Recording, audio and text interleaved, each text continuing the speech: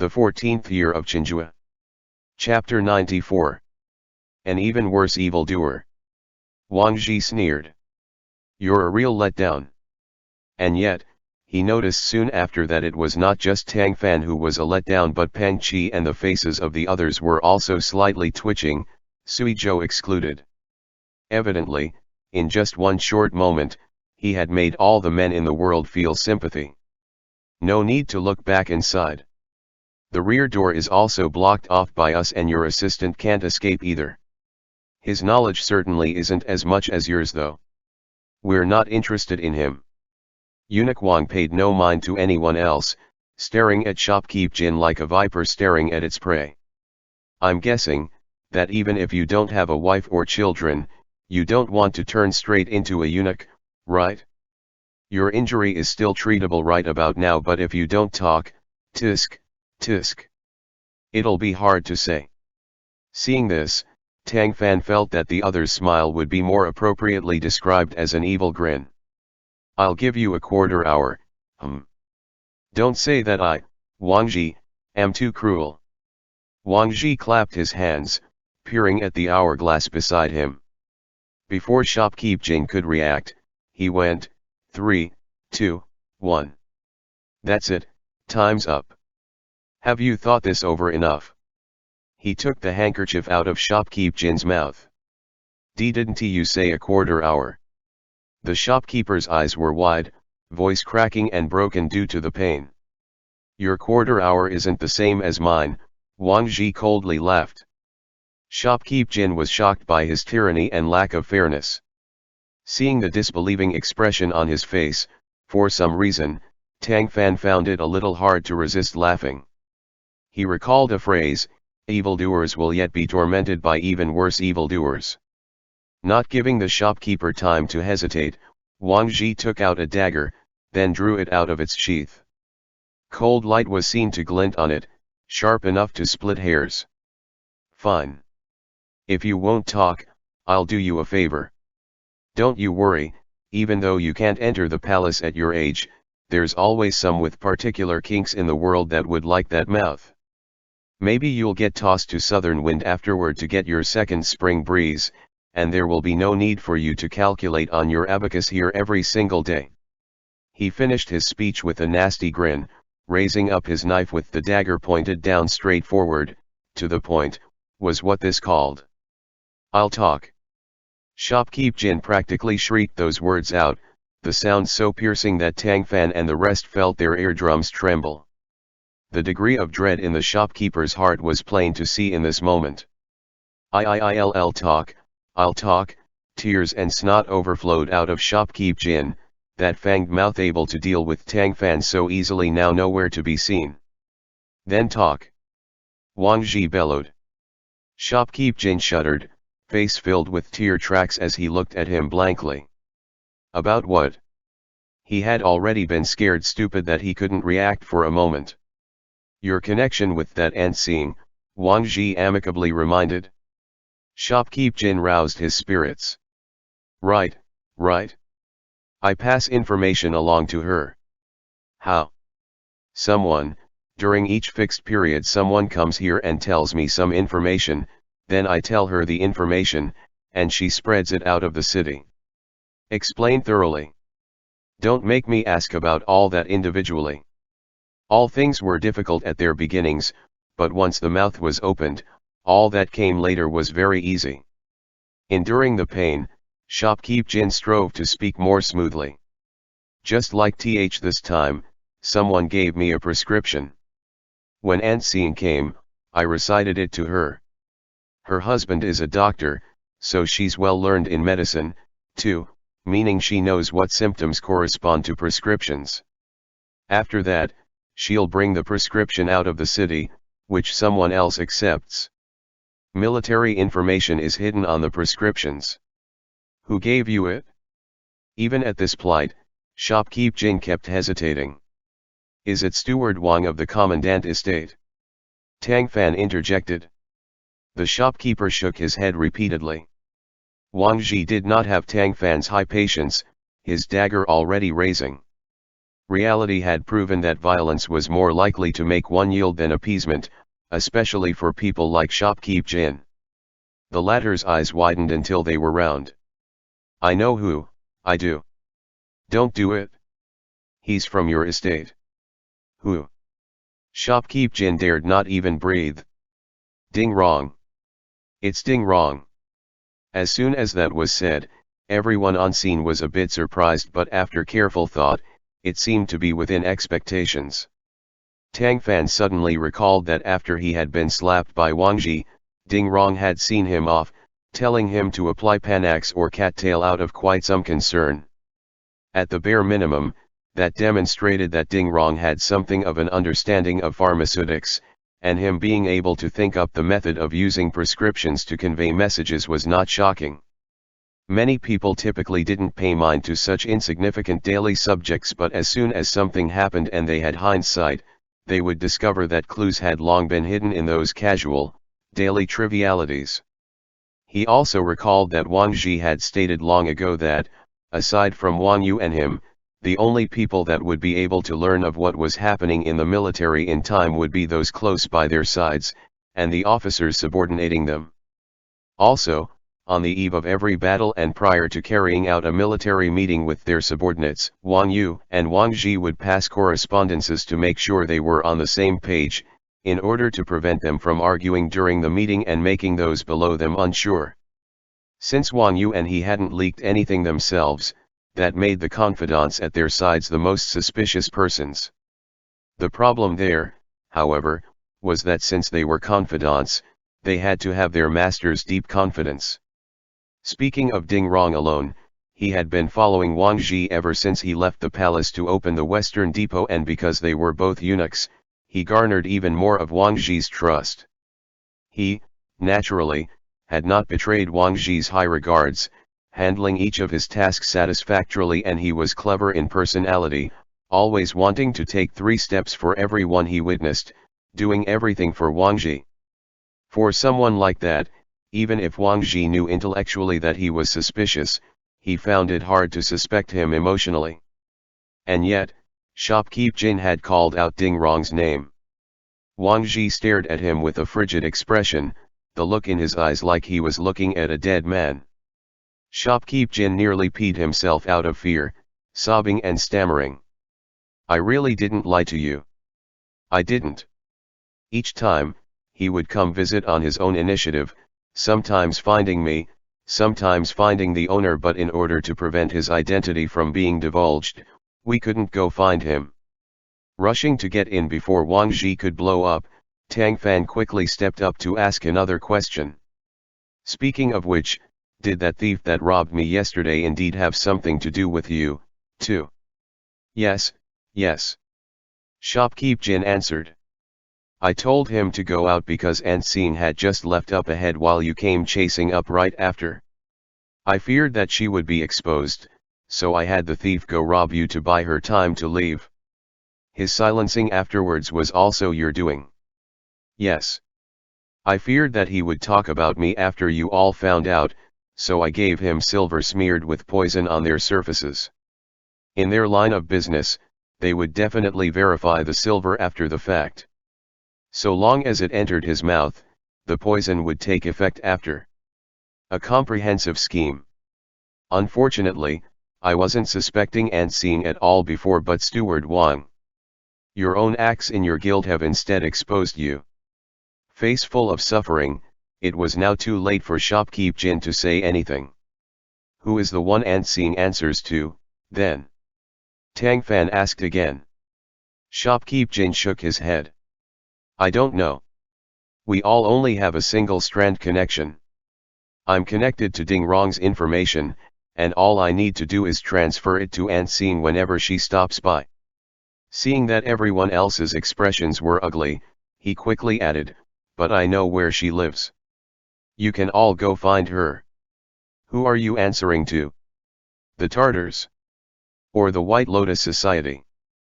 Back when famine hit my hometown, my entire family was wiped out, and I nearly starved to death on the journey as I flee. Someone ultimately rescued me, after which I learned that they were a White Lotus follower. I wanted to be able to eat enough, so they let me join the society. I did, but I'm just a common follower right now. You have the mark of the society on you. Yes, yes. On my waist. A Chenghua operative opened up the shopkeeper's clothes for a look. There was indeed a tiny, blooming lotus shown on his left side waist. Before, when Tang Fan had infiltrated that deserted village on the outskirts of the capital to rescue Adong, he had met Lady Ninth, envoy of the overseer that had come to the South Side gang from the society. She had once explained to him about the society's mark, and had threatened to leave such a mark on him. However, neither Li Man nor Lady Ninth had any marks, so Tang Fan and the rest had later surmised that the mark ought to only be made on low-tier followers, in order to constrain them and prevent them from turning coat. As was known, the government was very strictly coming down upon the White Lotus Society. The instant someone with the mark was discovered, they would inevitably punish them harshly. Because of this, Shopkeep Jin was loyal, too afraid to have the slightest bit of dissent, and also avoided having family ties afterwards, not even daring to take a wife again. That said, the owner of the pawn shop is also a White Lotus Society follower. He should be. After I joined, I followed their order to come settle in here, but the owner isn't often seen. It's pretty much just me managing the shop. They appear to have turned this place into a communication point, using the front of a pawn shop to pass things along. Having been scared by Wang Ji, Shopkeep Jin straight up stated all he knew. In his opinion, Wang Ji was way scarier than the White Lotus Society. Tang Fan creased his brow. The White Lotus Society has tremendous influence in the city, then. No, no. After Commandant Wang and Eunuch Wang came here, they hit the White Lotus Society hard, causing it tragic losses and compelling the majority of its power to flee elsewhere. As far as I'm aware, only the thread of Ding Rong and I are left, else there wouldn't be such a secret, isolated mode of information passage. As you all have seen, after a long time passes, getting caught is a certainty, but if there are more threads, this situation wouldn't have happened today. As he seemed to be genuine, Tang Fan nodded. So, what of Ding Rong? What's his position in the society? Shopkeep Jin had a pained face. I don't know. The owner only told me to listen to what he says. As for the owner himself, I only vaguely heard that he seems to be the vice-vicar of this branch. Do you know where he lives? I do. This lowly one can lead you there, if I can get my crime pardoned. Even though Shopkeep Jin's life had been saved by the White Lotus Society, their rescue had only been to get another useful follower. He had been on edge these years, not even daring to take a wife. He had really had enough of it. Confessing the truth now was essentially a type of relief to him. As soon as he heard pardoned, Wang Ji made out his little calculations, laughing coldly at once. That made Shopkeep Jin start trembling. Were it not for his hands being restricted, he would have thought to cover his groin. With everything that should have been asked was already asked, Tang Fan glanced at Suizhou and Wang Ji. Seeing that they had nothing to say, he said to the latter, Guang Chuan and I will go find Aunt Xing's residence that he talked about. How about you bring him to go find Ding Rong? Wang Ji hummed, not speaking any nonsense, immediately grabbed Shopkeep Jin and walked out. His face was so overcast, it was about to condensate, while Shopkeep Jin was caught in his hand like a hawk would catch a chicken, too scared to make a sound. All those twists and turns, and Ding Rong was actually a member of the White Lotus Society. He had been by Wang Ji's side this whole time, even having been regarded as his confidant. That fact was something a bit hard for Wang Ji to accept. Him being in a poor mood was quite normal. This matter could not be delayed. Tang Fan had no intention to worry more about Wang Ji. He discussed things with Suizhou, then heading for the post house to request some good horses and go straight for Guangling County. Going by the location Shopkeep Jin had given, and the group of people asked while they searched, they soon found the Zhang residence at the foot of Qinfu Mountain. Zhang village, where the residence was, happened to be the hometown of Aunt Xing's husband, Dr. Zhang. The completely sudden appearance of Tang Fan and the rest immediately alarmed the peaceful little place. At exactly that moment, Aunt Xing was walking out of the house with feed, prepared to give it to the chickens in the yard. Upon seeing Pang Qi's group powerfully kick in her door, she was so badly frightened, she hit and capsized the bowl, turned, and ran inside. Why would the Jinyue let her have time to flee? They charged into the house, catching the Zhang couple red-handed. Tang Fan and Suizhou were a step slower in walking into the room, and noticed that Aunt Xing actually had no intention of fleeing at all. She was prostrate beside a bed, tightly clutching the hand of a man atop it. He was half reclined, having a panicked expression towards them. The strong scent of medicine permeated the tiny house. Evidently, its patriarch was ill, and this wasn't a matter that had happened merely a few days ago. Aunt Xing hadn't been completely pretending, it seemed. Her husband was indeed sick. Tang Fan looked at the man. "You are Dr. Zhang. Who are all of you?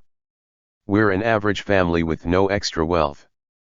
Please, gentlemen, leave us elders in out. If you want anything, help yourselves." So, they thought that they were robbing them. Tang Fan kind of wasn't sure how to react. "Are you not clear on what you've done? Communicating with enemies from the inside, passing military information on to the Tartars, that accusation alone is enough to get you both deaths from 1,000 cuts. Shopkeep Jin has already confessed, so you should say all that you know, shouldn't you?" Aunt Xing's expression quickly changed, and she started shaking. Dr. Zhang just gritted his teeth. "We don't know anything. You still deny it at this point?" Pang Qi exclaimed furiously. He stepped up to nab him, only to get stopped by Tang Fan. The latter's gaze retracted from its survey of their surroundings, then landed upon the Zhang couple that was huddled together in fear before them. "Since you two are living in a place like this, you're not getting money, nor benefits.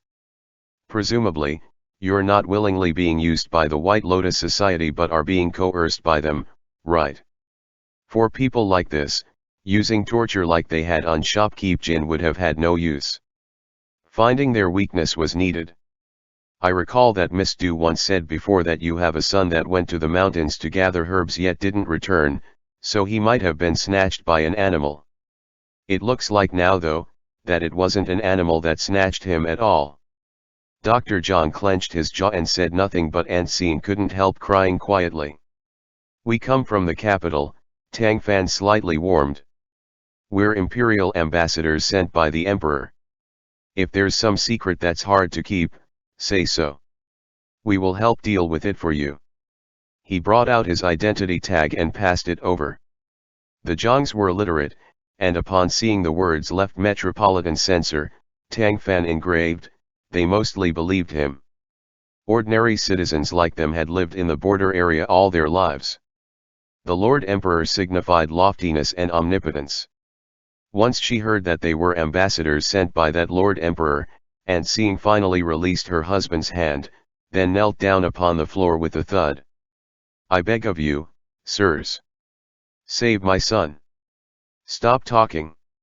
Dr. Zhang automatically reprimanded. Aunt Xing turned her head back. "Why won't you let me talk? There's been no news from Daong up until now. We don't even know if he's dead or alive.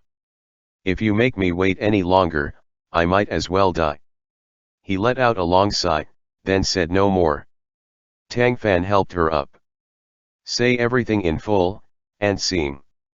She wiped off her tears, explaining what had happened while choking up. The Jiangs were not members of the White Lotus Society, but their son had vanished after going into the mountains some time before, everyone's search bearing no fruit. When they had believed that something had befallen him, someone abruptly came by and said that he wasn't dead yet, but the Jiangs needed to act according to that someone's words, else his false death would become a real one. Their counterpart had brought along a letter from their son, the handwriting on it finally convincing Dr. Zhang and Aunt Xing that he was alive. Following that, they would receive letters from him at intervals. The other party's act, in addition to expressing to the Jiangs that their son was unharmed, was to threaten them into not making any rash actions. For the sake of their son's well-being, they had to do what the other party wanted, thus becoming a link in this chain. Do you know the identity of the one that went to you? Tang Fan asked. I do. He's Shen-gui, one of the richest merchants in Guangling County. After I get the prescriptions from shopkeep Jin, I give them to Shen-gui, too. Does Miss Du from Zhongjing Hall know of this? She doesn't, An Xing answered sadly. I've taken advantage of her and her father's kindness. Shen-gui said that after getting the prescription, I was to go to Zhongjing Hall and fetch the medicine before anything else, so that even if something did happen, it would be easy to keep it a secret. Others would only suspect the hall, not me. Furthermore, due to our connection to the hall, I can sometimes go with them out of the city in the carriages that transport medicine, with no need to pass through investigations. Having listened for a time, Suizhou said, in other words, you don't know any inside information at all. Dr. Zhang grimaced. We don't know who the people that caught our son were, let alone their real identities. Whatever they told us to do, we have done, and we have no interest in asking about what secrets were even in those prescriptions. Why would we think about causing such a huge headache? Where is Shen-gui now?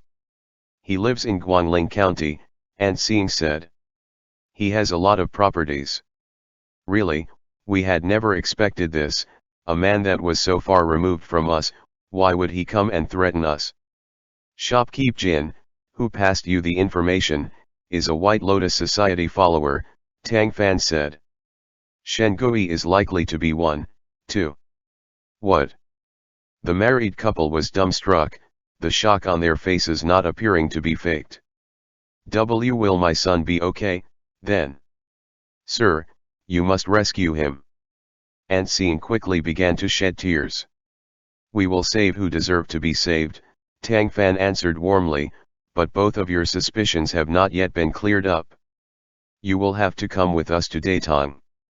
She hesitantly looked at Dr. Zhang. With things at this point, Dr. Zhang had no sort of hesitation, nodding. You all have orders, so we won't impede you. We can even bring you to point out Shen-gui just rescue our son. Having the cooperation of the Zhang couple, events went unexpectedly smoothly. Just as An Xing had said, as the wealthiest person in Guangling, Shen-gui had a lot of property, the shops under his name alone taking up an entire street. His home also contained pretty wives and concubines and a crowd of children. Someone like this would not be able to run, inferior to the bachelor that was shopkeep Jin. The other party had never expected that An Xing would already be exposed. When Tang Fan and the others dropped by, Shen-gui had just come back from a patrol of his shares to see that the inside of his home had since turned into a big, panicked mess. His women and children were converged into a side courtyard from getting ousted there, while the Jinyue were seated like kings in his main hall, inviting him into the fire. Frightened by them, Shen-gui confessed nearly anything and everything.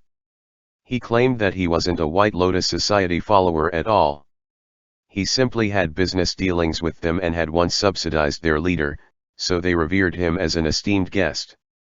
Due to his trade of many years and superb relationship with the local authorities, the White Lotus Society had asked him to pass information along.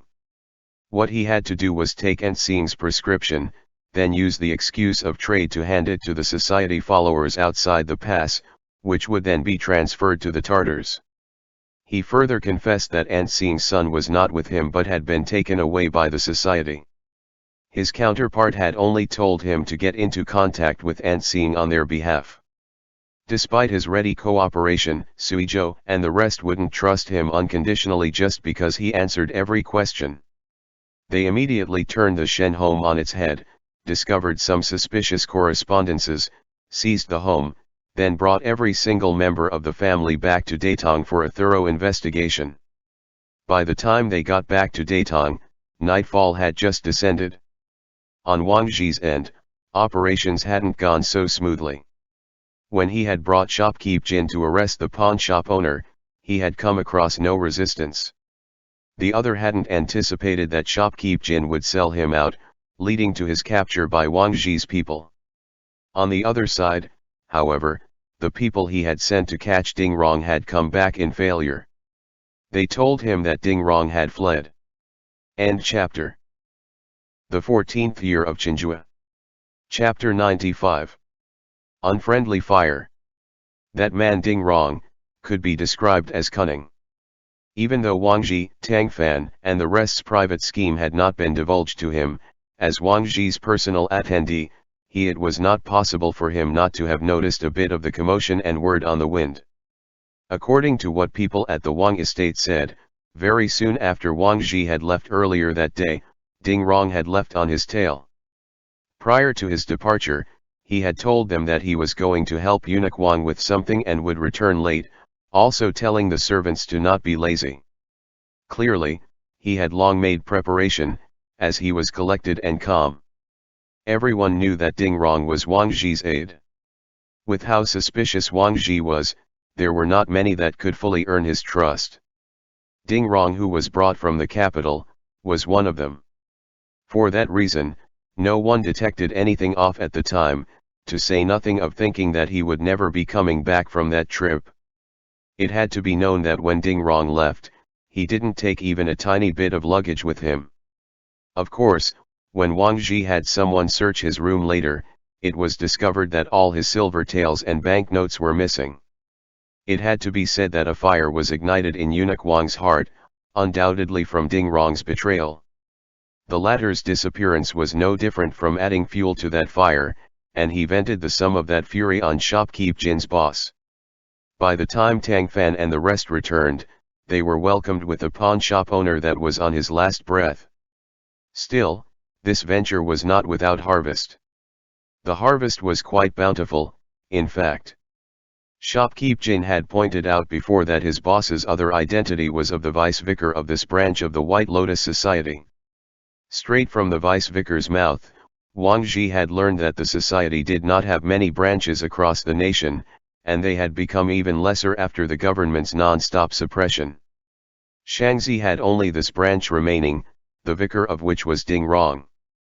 Wang Zhi had long made a mess of his own estate in his raid, the place shifted around from top to bottom by him.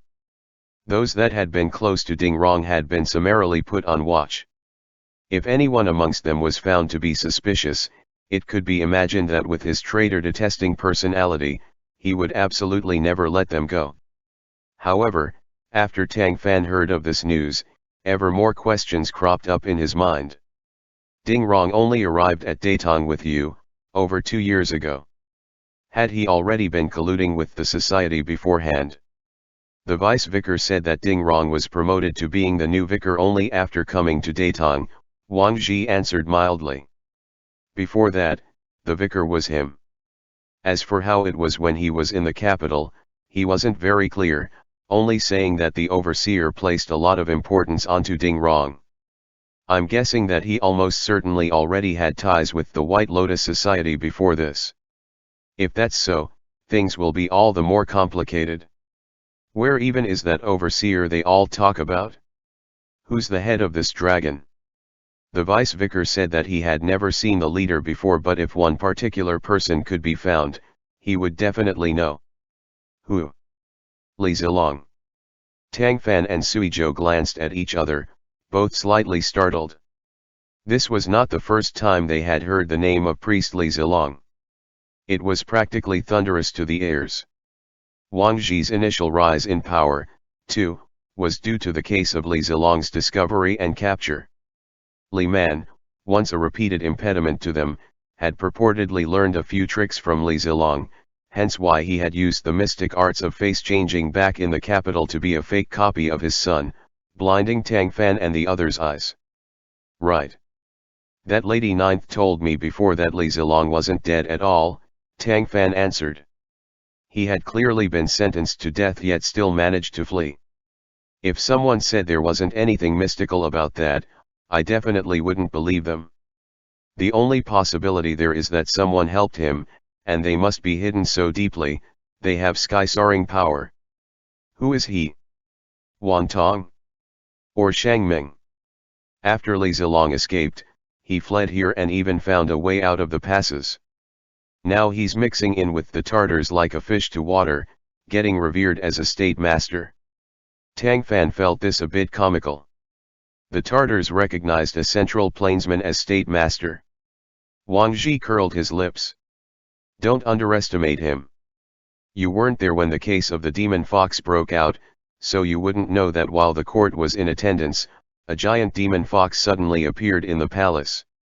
Many people attending saw it, as did His Majesty with his own eyes, else I would never have been allowed to establish the Western Depot to investigate the case. Even if his tricks are all deceptive, that shows that they've been perfected. Additionally, the Tartars always flaunt being the descendants of the former Yuan's imperial kin. Remember that back in the day, Kublai once revered Qiu Chuji as a state master. Being able to coax the Tartars into trusting him is a skill Li Zilong has. Very well, I've underestimated Priestley, Tang Fan said with a smile. The White Lotus Society's traitorous heart doesn't die, always thinking up plots, while the Tartars are even more ravenous. The two hitting it off immediately and benefiting from each other is quite fitting. Wang Ji creased his brow. Never mind Li Zilong for now. The current issue is that the Weining Sealet's problem has still not been solved. If an incident will happen the second the Ming army goes to the Sealet, that fight doesn't need to happen. From this point on, we'll simply stand guard at Datong City, expelling the enemy as soon as they come, while they will be able to calmly draw back when they see the situation is unfavorable, with us unable to formulate any strike to them whatsoever. The vice-vicar has always been acting in the Shaanxi region, never going outside of Pian Pass. Nothing came of questioning him about the Sealet. What a coincidence that is. What? Tang Fan smiled and said nothing, looking at Suizhou. That Chenghua we brought back with us went to the Sealet before, Suizhou picked up. Seriously? Suizhou hummed, then spoke no more. To be blunt, he was still moping about Eunuch Wang beating Tang Fan up, making him disinclined to speak to him more. Seeing that his plan was not to explain much at all, Tang Fan could only pick up where he left off. Chenghua once brought people with him to leave the pass and do business with the Tartars in private, and also received Li Zilong's invitation to go to the Tartar palace. He heard Li Zilong say that he was going to make an array at the Sealet that would make it hard for the Ming army to advance, and aid the Tartars in completing their great enterprise. So, he guessed that in the vicinity of the Sealet to Barbarian Ridge, there's likely an array set up that caused those strange events. That was indeed some good news. Wang Ji's eyes flashed. His words are credible. Since we captured his family, he answered everything. I questioned him a lot on the road here, but I had to wait for you all to ask after specifics. If what he said is true, we will have to go to the Sealet to check it out for ourselves. This all will be swiftly cut through once the array is broken. Wang Ji couldn't wait half a moment longer, though. He promptly got up and walked out. I'll go interrogate Chenghua myself. Don't break him. He's still quite useful, Tang Fan quickly reminded. The other gave him an eerie grin back. Hand on his forehead, Tang Fan said to Suizhou, can you go watch him? Of the present key figures, Ding Rong had fled, and seeing knew nothing, Shopkeep Jin was just a low-level lackey that could only provide limited information, and the vice-vicar had already been plundered dry by Wang Ji. The only one of use was Chenghua. Tang Fan was genuinely worried that Wang Ji would vent the anger he couldn't vent on Ding Rong onto Chenghua, then accidentally kill him. Suizhou agreed, rising up to head out. Tang Fan's belly rumbled. Only after he rubbed his stomach did he realize that he had been scurrying about all day and hadn't eaten dinner. Not regarding himself as an outsider, he called for the Wang estate servants to get him a bit to eat. The servants were familiar with Master Tang and had just been reorganized by Wang Ji that day. After receiving Tang Fan's request, they set up a table of food without delay, to the point that it far exceeded expectations. He had only been thinking that a bowl of dumplings in chicken broth would have been plenty, yet they had straight up cooked 8 dishes and 1 soup, the abundance able to make one gasp. Not only that, but a Wang servant smiled at him and said, "Master Tang, do you feel that this is enough? If it isn't, I'll let the cook know." Tang Fan wasn't sure whether to laugh or cry. "It is. Go see what your master and envoy Sui are doing, and have them come eat with me." The defending supervisor's estate had no torture room, but this was no issue, in Wang Zhi's opinion. Given that he had the want, any room could be converted into a torture room. Since Sui Zhou was present though, he couldn't be too heavy-handed with Shen. He thought as much, but Tang Fan still couldn't just wait around for them. Seeing the table filled with a whole number of dishes dangling right before him, each one looking to be written with the words "Come eat me, quick," he finally couldn't resist taking up his chopsticks, sneaking a shrimp in ring, and putting it in his mouth. It was unclear whether the Wang cook's skill was too high, or that he was just too hungry, but he couldn't stop at just that one, eating most of the entire plate. Upon seeing that of the 10 shrimp that had once been neatly arranged, only 2 lonesome individuals were left, Master Tang couldn't help but feel a little guilty. As no one else was around, he simply finished off the last 2 and hid the plate away nearby, thinking to himself that 7 dishes and 1 soup ought to be enough. Not even a minute later, someone came back from outside. Tang Fan looked over, only to see the Wang servant scrambling over. "Sir, go and look." Eunuch Wang and Sir Sui started fighting, the servant said, panting. "Ha! Bring me there." Tang Fan got up with a bang, then followed him through the courtyard and veranda to get to the neighboring side courtyard. The men were heard before they were seen. Right as he turned a corner, and prior to him seeing any human figures, Tang Fan was already hearing the sound of wind vigorously being swept up, punches and kicks being exchanged. With one other turn, he saw the Jinyue and a few Wang servants circling an entryway, craning their necks to spectate what was inside. As for the targets of their spectating, they were Wang Zhi and Sui Zhou, naturally. There was not too much space in the side courtyard before them, a lotus pond with bonsai occupying its middle, but that did not influence the crossing of edges between the 2 experts. Their fighting speed was quick, and each and every move was hitting flesh, not giving the least bit of suspicion that they were bluffing. Watching this spectacle of swiftness, accuracy, and viciousness, Tang Fan nearly believed that there was a deep hatred between the 2. Sui Zhou's skills could not be doubted, of course. The main responsibility of the Jinyue was to personally defend the emperor, and those with the qualifications to protect him had to be the very best experts in the land. Sui Zhou had been trained by famed masters from inside the palace from a young age and had experienced no lack of things himself. These skills were not ornamented moves of no importance nor use, but all quintessence that had been tempered within danger. That much was clearest to Tang Fan, who had gone through life and death with him. However, Wang Zhi was not inferior at all.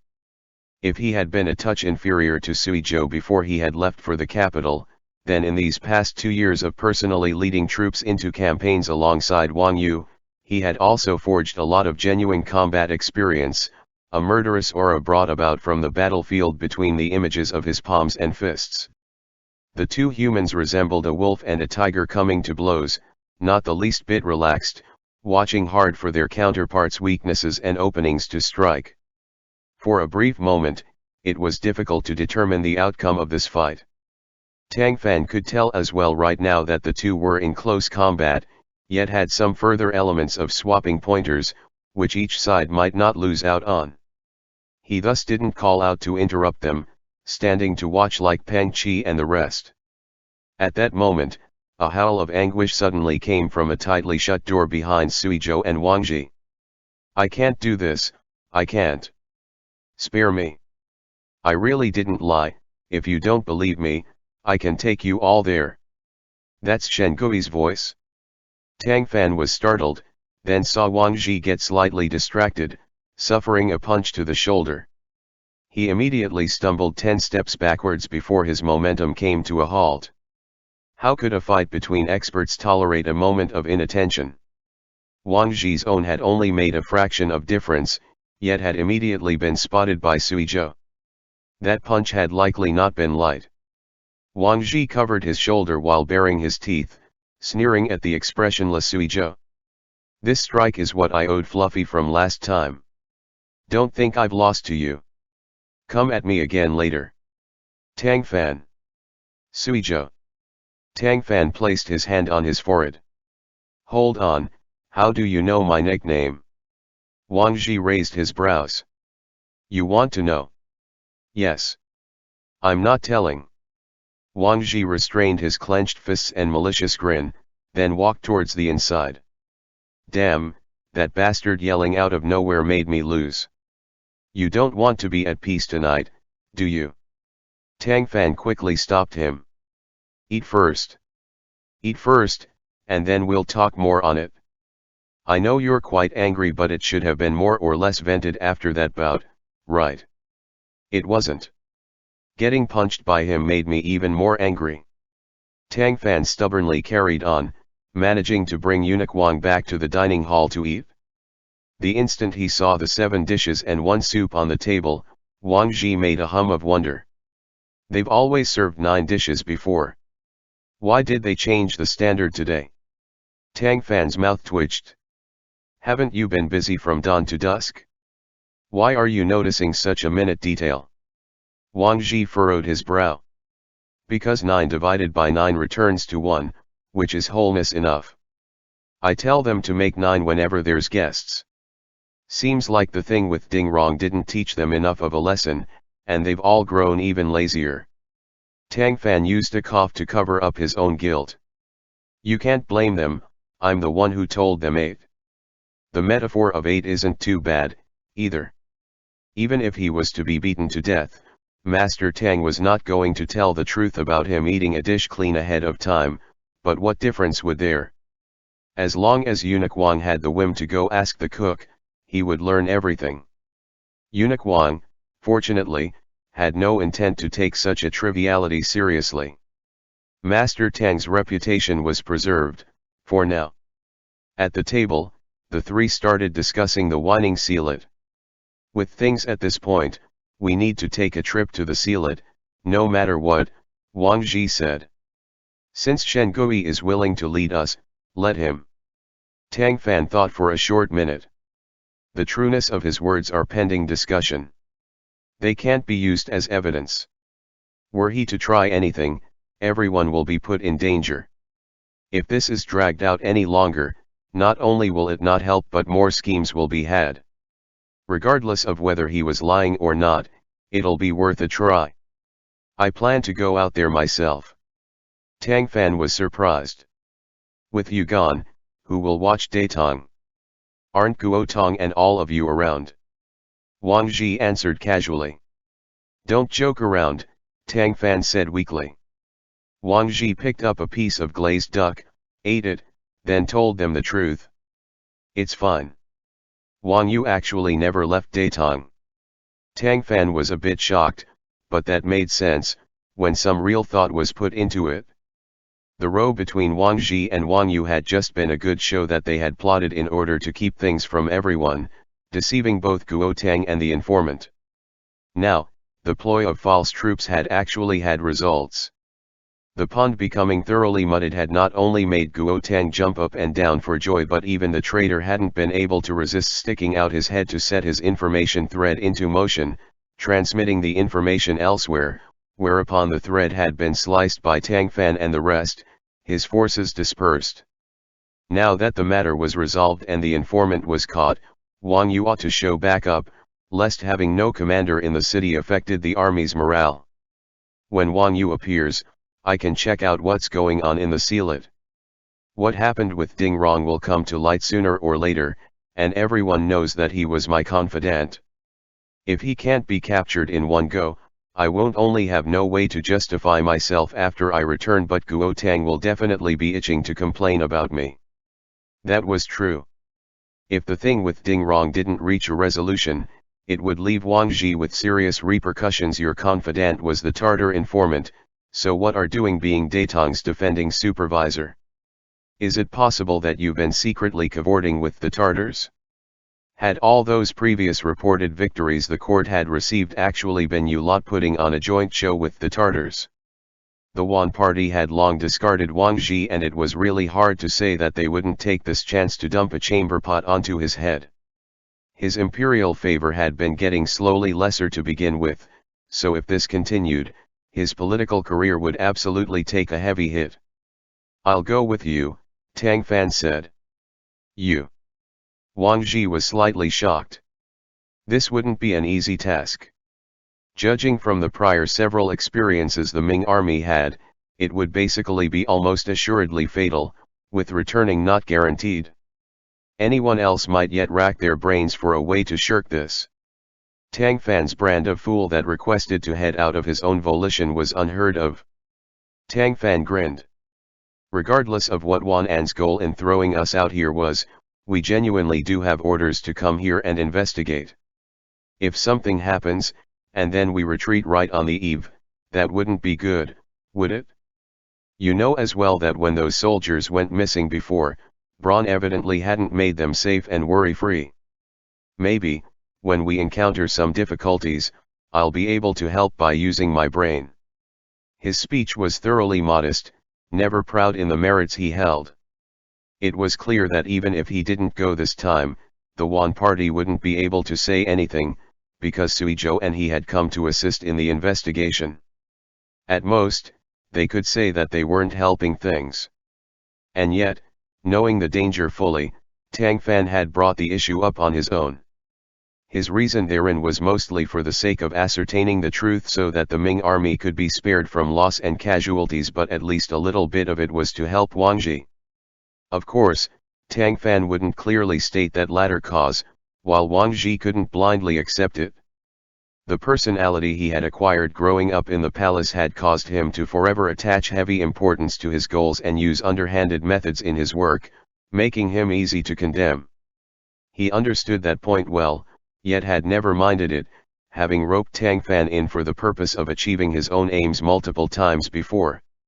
Even though he always wanted to act alone and not owe anyone anything, and had once helped Tang Fan get his post back through Huayan, after careful calculations, Tang Fan had helped him way more than the other way around. Whenever he proudly achieved something, Tang Fan's figure might not show up at his side. Yet, every time he had loss, Tang Fan's scant words would always let him get out of the bottom of the valley. He chewed on his relationship with Tang Fan, discovering that the two of them couldn't be said to be enemies, but they didn't appear to reach friendship, either. What was making Tang Fan help him out so much, without seeking reciprocation? If he had been able to speak for him before the emperor previously, what use was there now in being friends with a eunuch that was gradually losing imperial favor, and had been ousted from the Yuan party? Quashing his confusion, Wang Zhi looked at Suizhou, his implication being, "He wants to go. Aren't you stopping him?" Suizhou's reply was, "I'll have Peng Qi lead a few in staying here to help Wang Yu. The rest will go with you." So, it was having this man's infinite tolerance that Tang Fan felt that he could go wherever he wanted. "Do none of you fear death?" Wang Zhi couldn't help but ask. Tang Fan gave him a weird look. "What are you saying? Aren't you going, too? Why jinx yourself?" Wang Zhi rolled his eyes. Fine, people were going to accompany him in throwing away his life. What in the hell was he worried about? Make preparations, then. Write some letters to your wives and concubines, lest they never see you again. No one should jinx themselves like this. Can't you think up of anything positive to say?" Tang Fan asked, exasperated. Utilizing the time they were bickering, Suizhou was already deliberating on candidates to come with them. "You said before that 7 soldiers managed to survive Weining Sealet. Can we bring one with us to show the path?" "Yes," Wang Zhi said. "I need to bring Qi, too." Tang Fan smiled bitterly. What use would there be in that? To go have a battle of arrays with Li Zilong? The other side eyed him. That might be a real possibility. Since eunuch Wang had full trust in Chi, Tang Fan said nothing else. It would just be another person on hand, anyways. There's another one we should bring, Sui Zhou said. Who? Wang Ji questioned. Du Gui'er. The daughter of Zhongjing Hall's owner. Sui Zhou nodded. She said that she had once gone beyond the pass to gather herbs, and went to the Barbarian Ridge area. If she can come with us, many people would be our guide. Wang Ji smiled weirdly. I heard that she's in her maiden years, just waiting for a betrothal in her boudoir. You even call her by her unmarried name. Is there something to be said about the connection between you two? Sui Zhou had no expression. Cut the nonsense. It was her who guessed that we would be going sooner or later, so if we go, we can take her. Wang Ji raised his brow, clearly disbelieving. That's so. Sui Zhou didn't feel like explaining, merely glancing at Tang Fan. Hold on, what are you guys looking at me for? The candidates were determined at the start. Once everything was properly prepared, at daybreak 3 days later, their group set out from Datong City for the Weining Sealet. End chapter.